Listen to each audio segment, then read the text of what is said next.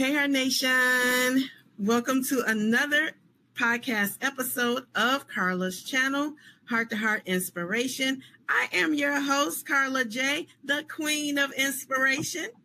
And today I have two amazing guests.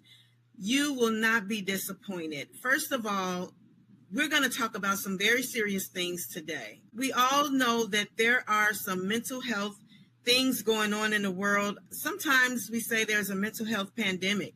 You know, there are a lot of mass shootings. There's a lot of rage. There's just a lot of weird things going on. And we want you all to know that there is hope. There is help. And this organization that we're getting ready to talk about, they are helping some of our people that are on the front lines, our veterans, our first responders, and guess who else? Their families. Why? Because when you are a family member of someone on the front lines, they can also be impacted by some of the PTSD that family member may be going through. So we want to make sure that there is an outlet for the family members as well. So let's get into it. I'm going to introduce our guests. First of all, we have Whitney, and she is our suicide prevention trainer. Hey, Whitney. Hello. Thanks for having me. Yes. And then we have the founder and president of this organization. It is called Quick Reaction Force, and his name is Mr. Ram Yebra. Let us welcome them to the stage. Give it up for Ram Yebra and Whitney. Yay! Welcome to the show. There is another person here. This is George. I don't know if you can see him. He is my emotional support dog. So he just woke up from his nap. Have to mention him. Oh, that's right. You cannot leave him out. That is no, right. Man. I'm loving it. So in our chat today, we already got people chiming in saying hello, Heart Nation from Chicago South Side. We also have another guest, Inspiration Nation, saying her husband is a disabled veteran. And she says, hey, Georgie. So we are off to a great start. So if you're following us on Instagram, YouTube, or Facebook, please go ahead and subscribe and follow so that you can get all of the replays and all of the upcoming shows. So without further ado, we're just going to dive right into it. So Ram, tell us, how do you save lives? In a multitude of ways. It's yeah. So initially we help people with our application. It's a literal red button that a veteran, family member, or first responder will activate by touching the screen, sending out an SOS that goes out in a 100-mile radius to as many therapists that are licensed under that state that the SOS went out on. And when it's answered, the phone call, they will start talking to them, triaging them, trying to get to like the root of the issue that they're experiencing that day. If they, try to resolve it via the phone. If they can't, they will activate a quick reactionary force comprised of peer-to-peer support specialists, and they will come in physically to help you. Wow. You said it will go out to, if they hit that, so first of all, they have to get the mobile app. That's correct. So it's on Android and on Apple, Android and Apple, and it's a literal, just a red button. Once you push it, it will activate an SOS that will literally go out in a 100-mile radius to as many therapists that are in that state. Wow. Now, that is just awesome. This is an app. So what is the name of the app that they should go to on their phone? QRFup. QRFup. QRFup. Quick Reaction Force Up. Quick Reaction Force Up. Get that app now, guys. Go ahead and download it on your phone. And this is specifically for veterans, first responders, and their families. So the way that we decide that is the nucleus of the family, right? Like the spouse, it could be the husband or the wife that is going through some sort of discomfort with the husband that's a responder or the wife that's a responder. We're trying to help the whole family because we know that as first responders, veterans, or even frontline workers, they go through a lot of vicarious trauma, just what they experience on a day-to-day basis. They encounter a lot of experiences that they don't ever get to really decompress from. So it's a lot of compounding trauma that keeps getting filled in, and eventually we get home, we're home and something bothers us because we're overstimulated already. We've had a lot of, stress at work. Your husband will say something and just snap at him, right? Or your wife will say something and you just be like, no, like, that's not what I want. Or, Well, so you had asked who all that includes, and so that would be, EMS, fire, police, anyone who runs towards the fire instead of away from the fire. That would be a first responder, and then any active duty or veteran military personnel and their family. I often say veteran adjacent individuals because it might not be your spouse, but it could be your fiance, your girlfriend, your best friend, something like that. If you are intermeshed with somebody who is a veteran who is experiencing a crisis, or is on their way to experiencing a crisis, or their lifestyle is causing you to have a mental health reaction, then you're the person that we can help. And we're not saying that everybody else is beyond help, but we're trying to provide our services to a certain segment that is often overlooked. And veterans and first responders are a very tricky group of people because we don't respond the same way that other people do. We don't ask for help the same way that other people do. We're the I got it, don't worry about it, I can do all 50 million things at the same time type people until we crash and burn, and then we take a nap and get up and do it again. So it's important for veterans to understand veterans and first responders and be able to speak that language, or at least understand that language. I've heard that before, actually. But first, I just want to say hats off to you all for including not just have to be the spouse. It could be the girlfriend, fiance, it could be the child in that family nucleus. That is awesome. You hear a lot about domestic violence amongst families who may have a veteran or a first responder, police officer, firefighter, EMT, things like that. A little bit about that. How has this, how this may help that situation? So, and I'm thinking of one situation in particular, of course, not using any names or any identifiers, but it was a police officer and his wife. And nobody would have known that there was any domestic violence issues happening at all. I think it was PTSD related. And it would have been a huge help if she could have pressed the button and said, I need assistance. And the thing is that once you press that button, you're not getting 911. If you want 911, absolutely. We'll get them for you, not a problem. And then there's the main button, and then there's a little segment off to the side where you can immediately ask for, there you go, where you can immediately ask for 911, but you don't have to have 911 come and see you. If a person needs help de-escalating a situation, instead of having their husband carried off or their wife carried off in handcuffs, if that's what they want, then that's what we're going to give them. Especially in the situation where you have police officers who are having mental health issues and they live in the community. Calling 911 not only jeopardizes their job and their reputation and their safety, it's a whole bunch of things that don't necessarily need to happen if we can just hit that SOS button. And if the spouse had been able to say, hey, help me with the situation. How do I talk to him about this thing? Or, we're having a crisis. He doesn't have a weapon, but I'm scared. Okay. Having an outlet for that would have been much better than going to his funeral that we ended up going to. That's not the outcome that we wanted. And, if someone had been able to intervene without putting his job at risk or his reputation as a police officer at risk, we would have had a different outcome, I think. or potentially could have had a different outcome. There's no guarantee that everything's going to work out, but I would rather have a 10% chance that something's going to work out than a 0% chance.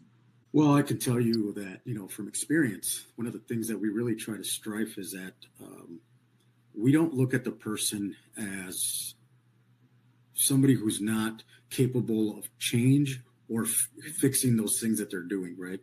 A lot of the times we think about like domestic violence as something that's habitual or something that the user is doing to continue doing. When the reality of it is there's a lot of stress, there's financial stress, there's emotional stress, unresolved, child things, your inner child hasn't been healed, so many different things. And our approach to a lot of this is we are trying to really destigmatize reaching out for help, right? Even if you're in a situation where you feel unsafe, that button immediately sends out a GPS. So we know where you're at, right? We know where you're going to be. We know how to get a hold of you. We know how to take care of you. And like I said, our main purpose is a lot of people get compounded with these traumas, right? They go out and feel like they're saving people on a daily, but they can't save their own family. Right. And they keep getting so more in the mud, and they just keep getting worse and deeper into it, where, sometimes as veterans, first responders, we hold on to a lot of things because we don't want to burden people, or we just, have a lot of stories that we've had to do in our past. So we just pretend that that's not real anymore. That didn't happen. And it's just, it'll come out. Someday it'll come out, it'll be there, and it'll ruin your whole life. Right. And then they're going to feel like, well, I don't have anything to live for. What does that matter? I'm going to take my life. And that's not true. Anything can be fixed. Right. We can break things, and we can fix them. We can, glue them back together. We can do all sorts of stuff. And that's what we're really here to accomplish, is really showing people compassion in their hardest times, giving them that ability to understand that, like, we are here for you, judgment free.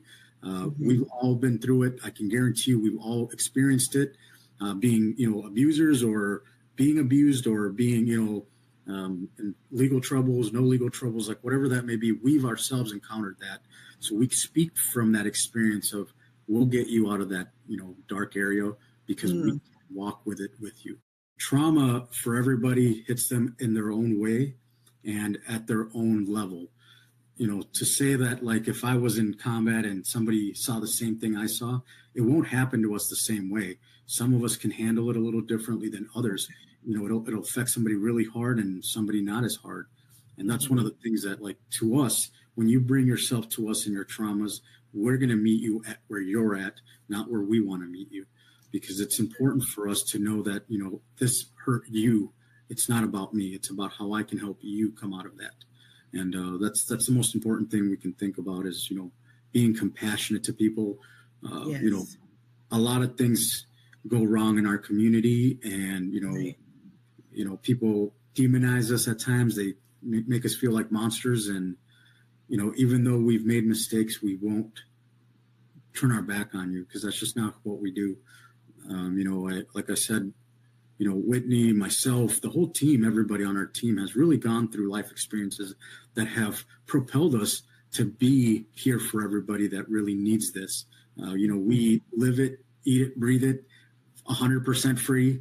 None of us get paid to do this. We do it extremely out of love, because we want people to be here at the end of the day. Like, truly, we want people to be here. Everybody's a volunteer. Wow. Give it up for them in the chat. We got some more people coming in from California, Vegas. Doris says, Ram and Whitney, God bless you for your service to our heroes. And Jerry says, awesome. That is awesome. Whitney, tell us about your background. So I'm an Army veteran. I have 20 plus years in human resources and in training. So not only do I understand the veteran portion of it, and I understand, and I mentioned earlier that I grew up in a family of nurses and cops. I have a grandfather who was in the Navy, an uncle who was in the Marines, and another uncle who was in the Air Force. My son's in the Air Force. So it's a whole family thing. Like, we just we serve our country, and we serve people who need us, because everybody needs somebody. And what does QPR stand for? You say you're taking. So QPR is question, persuade, refer. So basically what it does is, if you have, let's say I have a friend who posts on Facebook all the time, and then all of a sudden, 2-day period, no post on Facebook. And there's that one little cryptic post, and you're like, what in the heck is this? It teaches me that's a red flag, do something, and it teaches a person how to have that difficult conversation, and how to call them up or send them a text or drive over to their house if you live across the street from them and say, hey, I saw your text. What's going on? Right. And it teaches them to not just say what's going on or are you okay? Those are all very safe questions to ask. But if I'm looking at my friend who looks like he's having a rough day, and I say, it looks like you're having a really rough time of it. I haven't seen you online for 2 days. I saw this cryptic message. Are you thinking about hurting yourself today? Are you thinking about suicide? Do you have any plans right now? And it's staying with them from that question until the resolution. And whether that resolution is getting on the phone with them to 988, or getting on the phone with them to the vet center, which does free counseling for veterans, whether it's taking them to Broadlawn's mental health ER down the road, whatever it is, taking them to that point and handing them off, doing a warm handoff. Yeah. And I've done that personally. I love that. I think those are great skills. Now, someone asks, how can we spread the word about this amazing service that QRF has right now? Yeah, it's all about word of mouth. The easiest way is social media. Everybody has social media. Download the app, like Whitney said, test it out. Don't do it too much, because it does ring. And make sure you don't have 911 activated, because 911 will come out. But yeah, you're more than welcome to use the application. We have a lot of resources. Like I said, our initial thing that we like to do is get people off the ledge, but then we go into resources, right? We can help with housing. We can help with employment. We can help with education. We can help with financial resources, nutritional resources, clothing, all sorts of different things. Like, there's nothing we can't do that we don't have a partner for. We have 315 partners. I want to say more at this point, because we just have meetings every day. But we're always collecting partners. If anybody that is watching wants to be a partner, they're more than welcome to reach out to Whitney or myself. It's just our first name at QRFup.org. And they can get in contact with us. We'll set up meetings with them. When people think of self-care, it's not a bubble bath. Like, I mean, it might be, who knows? But that's not the only form of self-care. Getting a therapist, eating well, taking your meds. Self-care is more than a bubble bath. I like that. And I did put in the chat that if people have questions, if they want to know if they are eligible for the services, if they can go to your website and contact someone and talk to someone about that. As we get ready to wrap up, if you could talk to some police out there, first responders, anyone, veterans, what would you say to them? Thank you, everybody, for your service, and understand that we're here to help you now that you're home, and we're a safe place to land when you need to talk to somebody. Yes. I love that. Ram, what about you? Man, I'm going to take it a different direction. I want to make sure that the people that think they're not worth it, you are. The people that really don't have support, don't have family, don't have anybody, I'm your family. Whitney's your family. You have a family here with us. There's nothing you have ever done or could do that won't be forgiven and won't be fixed. We can fix anything together. You are not too dark. You're not a bad person. You are not beyond redemption. Nothing that you do can make me not want to help you or love you, because I have done it myself. And I know that if I can do something better with my life, you're more than capable of doing it too. Wow. So, I love that. You all have both spoken volumes, and it's needed. There's a lot going on in the news today. There's a lot. You got ICE, National Guards, you got police. There is so much overwhelming. If you had one quote that you were living by today, what is that? My ring here says "Don't fucking quit," and I wear it all the time. You'll never see me without it. So, and one other one is, and that goes for our population. And the other one is like, you know what? Just give me one more. Give me one more day, one more conversation, just one more phone call. If you give me one more, I can get you there. Wow. Thank you, Whitney. Thank you for your service. Thank you for all you're doing. What is one quote or saying that you're living by today? This is the only quote I ever tell people. If you can't see on the bright side, I'll sit with you in the darkness. Wow. Yeah, if you can't see the bright side, I'll sit with you in the darkness. Powerful. I love that. I can't let another brother or sister die from feeling alone, because it just doesn't solve anything. Suicide is not the answer. Please know we're here for you. Thank you again. We love the work that you're doing. We can't wait to have you back. And Heart Nation, thank you. Good night. And we will see you again. Take care of each other and take care of yourselves. Good night. Bye. Heart Nation. Good night.